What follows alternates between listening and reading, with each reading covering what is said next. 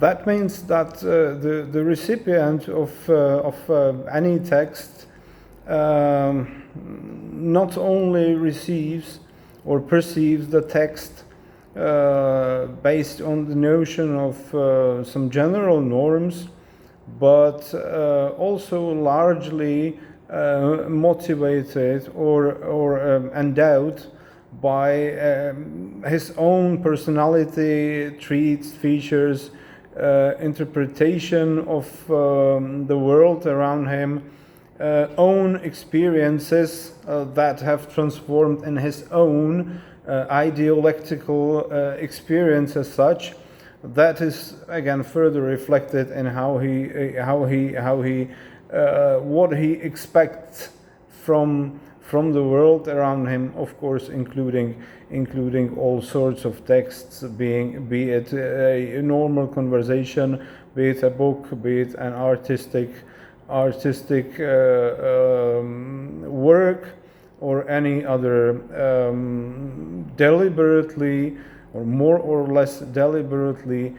created text. In general, we can say that norm is rather the objective, as I've said, sum total of some compromisingly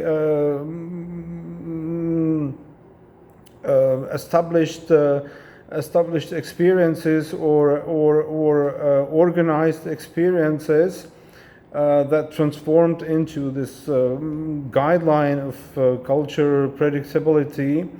or pathways, channels of what is predictable, what is acceptable, what is expectable, and what is generally in line with this or that culture pattern. While expectation is rather subjective,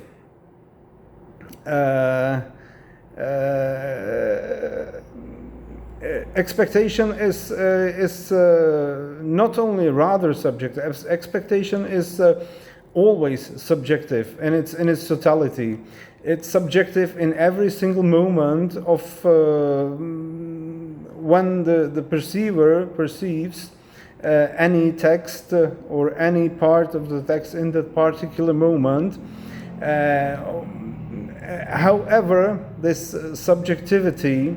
or we can say uniqueness or unique subjectivity, is always a combination of the objective norm, which is the objective part or component in this uniquely subjective, otherwise subjective trait or phenomenon. So a combination of the objective form, the notion of which any recipient always has, similarly as any author in any moment of his perception of the author's text, and of the other component, which is the subjective one, subjective personality, or we can say idealect of the recipient, or every person, be it a recipient, be it an author which can also who can any time switch to becoming a recipient as well. So the expectation on the part of the recipient is always subjective, but the way I understand it, but is always subjective and unique, but this uniqueness or the subjectivity is consists in an always unique combination of the recipient's notion or of the objective norm, and as the other component of this unique subjectivity, his own subjective personality or his own idealectical, so to say, features, nature, preferences, and so on. In art, in the theory of art or aesthetics, sometimes the terms intention or intentionality are used that are actually borrowed yes, borrowed from phenomenology, from the philosophical phenomenology, and these quite aptly also correspond to this, or may explain this, or cast more explanatory light on this. We may basically identify this distinction as a contrast, or again complementary duality between the individual and the collective. So on the one hand, we have individual intentions that are either on the part of the author his strategic or pragmatic goals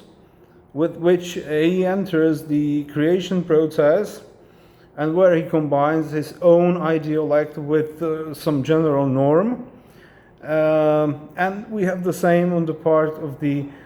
recipient, where again own character combined with his notion of some general rules, some cultural codes and norms, is combined into a uniquely subjective expectation that the recipient has from the author's text. Alternatively, we can say that all experiences, all own idealectical, as I've said, as I used the term, that again is brought from linguistics,